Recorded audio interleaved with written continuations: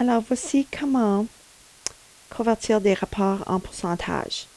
Alors, tu peux faire tu peux faire soit les deux étapes ici ou seulement la dernière. Tout dépend de comment bien tu connais tes tables de multiplication. Moi, je vous encourage fortement pour tout rapport de mettre le deuxième terme à 100 afin de savoir le changer en pourcentage.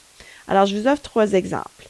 Alors, on a ici 2 à 5, on a 3 à 10 et on a 8 à 20. Alors, regardons qu'est-ce qu'on a fait. Je pense que ça se voit assez bien. Alors, pour se poser la question, qu'est-ce qu'on fait à 5 pour le transcrire à 100, pour le changer à 100? On a fait fois 20. Alors, ce qu'on fait au deuxième terme, on fait au premier terme. 40 à 100 devient alors 40%.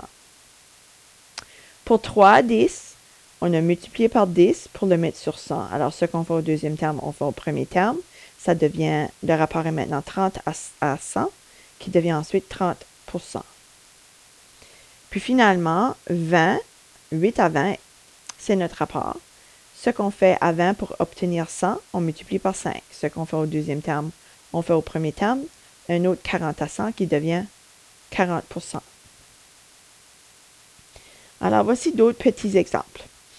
Dans quelques secondes, je vais te demander de figer l'image. À ce moment-là, tu vas écrire sur une feuille de papier le travail afin de voir si tes réponses sont semblables aux miennes. Alors, tu vas bien lire et tu peux figer l'image maintenant. Alors, allons voir ce que tu as trouvé comme solution.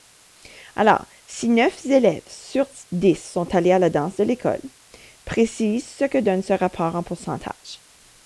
Alors, 9 à 10 représente les élèves. Le rapport des élèves qui sont allés à la danse. 9 élèves sur 10 en tout. Qu'est-ce que je fais à 10 pour obtenir 100? Je vais multiplier par 10. Ce qui donne alors au premier terme 90 sur 100, qui se transcrit à 90%.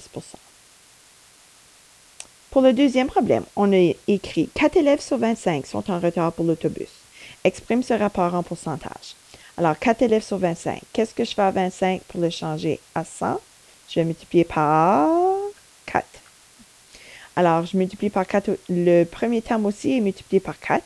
Alors, cela devient 16 à 100, qui en pourcent égale à 16%. Alors, deux derniers petits problèmes. Tu vas figer l'image maintenant afin de voir si tu es capable de faire ces problèmes. Par la suite, poursuis la vidéo pour voir si tu l'as bien réussi. Alors, fige l'image maintenant. Allons voir. 4 élèves sur 20 ont oublié leur collation ce matin. Exprime ce rapport en pourcentage. Alors, on commence en l'écrivant en rapport. 4 élèves sur 20. On veut le changer sur 100. Alors, on va multiplier par 5. Alors, ce que je fais au deuxième terme, je fais au premier terme. Cela me donne 20 à 100, qui s'écrit comme le suivant, en pourcent, 20%. 3 élèves sur 5 n'ont pas la touche de positif ou négatif sur leur calculatrice. Exprime ce rapport en pourcentage. Alors, premièrement, 3 élèves sur 5, on l'écrit en rapport, 3 élèves sur 5. Qu'est-ce que j'ai fait à 5 pour le changer à 100? J'ai multiplié par 20. Ce que je fais au deuxième terme, je fais au premier terme.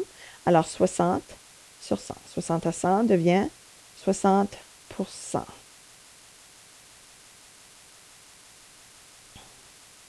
Et c'est ça.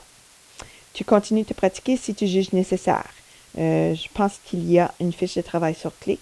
Je t'invite à la faire.